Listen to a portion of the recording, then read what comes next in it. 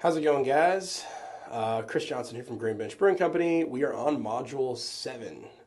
So this is packaging. Yeah, that's it. It's packaging. This specific slide is about conditioning beer.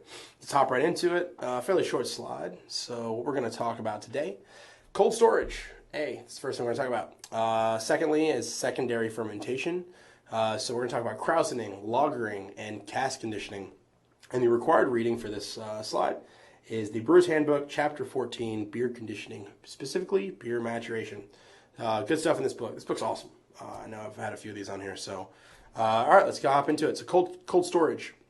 Most common conditioning process today across the board is essentially storing the beer cold in order to condition it. So we usually use the exact same vessel for fermentation. So post-fermentation, the product is cooled to encourage the yeast to flocculate, to bound together and follow suspension.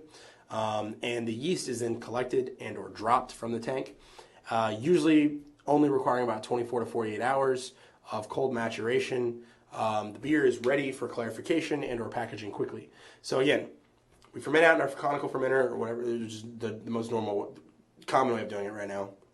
Ferment out in our conical fermenter, we drop temperature, yeast flocculates, we collect yeast, we drop temperature further, we let everything drop out. After 24 to 48 hours, it's nice and cold. You can go through clarification, whether that be filtering or fining, or just letting it age for a little while cold, and can then be moved for packaging in order to start selling it. So secondary fermentation, let's talk first about that.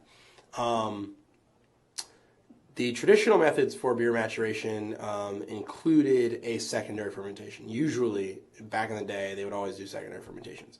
Often they would use a second vessel other than the primary fermentation vessel. The process of fermenting the final extract at a reduced rate. So what they would do is basically they would ferment the beer for the most part, and they transfer it to another vessel, and they keep that temperature lower. And so the final bit of extract left, the final bit of fermentation would happen at a slower rate by lowering the temperatures. And there's a few ways they would do this. Krausening is one of the processes, lagering and cask conditioning, which again we'll talk about here in a minute. So krausening.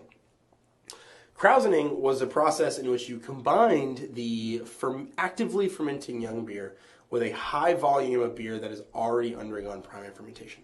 So you take a beer that's completely fermented, not completely fermented, it's almost completely fermented out, and it's a lot of beer. And then you'll take fresh beer that is like 2 days into fermentation, and it would basically pump the actively fermenting 24-hour-old wort, a small volume of it into the large volume of primarily fermented beer at a process called high krausen, which is the stage in which the yeast is in its most active part of fermentation. So they take actively fermenting wort collected during high krausen stage, and they would push it into a beer that's basically completely primary fermented. And the fresh yeast and active fermentation, the high krausen wort, would activate a sort of secondary fermentation of the primarily fermented beer, the giant batch of beer. So that little bit of actively fermenting yeast not only would finish off the sugar that's still in it, but it would finish off the little bit of sugar that's left over in the primarily fermented beer. And that was like the way, like the known process of making sure these beers fermented out all the way. Otherwise, you'd have some pretty cloying, unattenuated products. So the active yeast begins the secondary fermentation, fermenting out all the residual sugars left from the primary fermentation. Lagering. So lagering is a very slow, cold conditioning of beer on what's considered a bottom fermenting yeast strains. So ale yeasts are top fermenting yeast strains, lagers are bottom fermenting yeast strains. So the process encourages clean, crisp flavor profiles.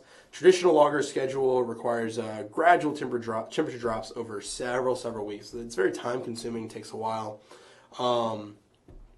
So for example, some of the processes would require, it's usually an 8-week thing. So for 3 to 4 weeks, this is also, by the way, this is after week 1 and 2 of primary fermentation. So you do your primary fermentation between like 50 and 60 degrees Fahrenheit. So week 1 and 2, 50 degrees, 60 degrees Fahrenheit. After that, you go through what's called lagering. Lagering is where you drop the temperature down from week 3 to 4 to 45 degrees Fahrenheit, Week 5 to 6, you're going to drop it down to 40 degrees Fahrenheit. Week 7 to 8, you're going to keep it down to 35 degrees Fahrenheit. So this beer takes 8 weeks, takes 2 months to make. That's why lagers take so long. But the process is that by slowly dropping it down, you're conditioning this bottom fermenting yeast to very, very slowly clean itself up and also clarify. So I get these very clean, crisp flavors from lagers. And lastly on this slide, cask conditioning. Very traditional process used in the UK. You guys have probably heard about cask conditionings and or had them or made them. They were very much used in styles like bitters, porters, and stouts. You basically take a primarily fermented beer and you would rack it into a cask, which is a smaller vessel. And you definitely didn't want a very big vessel because cask ales traditionally, you drank the beers out of the cask itself. So you wouldn't want like a super high volume cask because then the beer would spoil before you had a chance to finish it. So they take this big batch of primary beer and they put it in a bunch of small casks.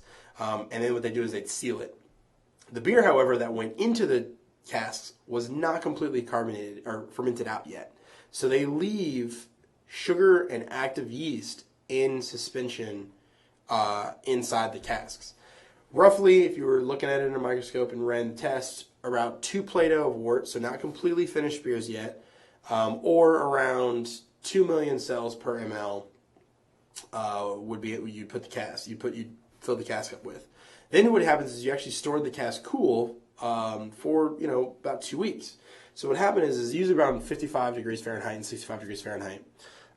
So in a very slow 2-week process at a very lower temperature than usually primary fermentation, that little bit of yeast would eat that little bit left of sugar, and it would carbonate the cask. So you condition it in the cask for a couple of weeks on yeast and sugar.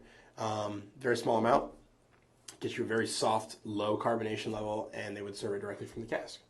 So that's it for the conditioning portion. We'll see you in the next slide. Thanks, guys.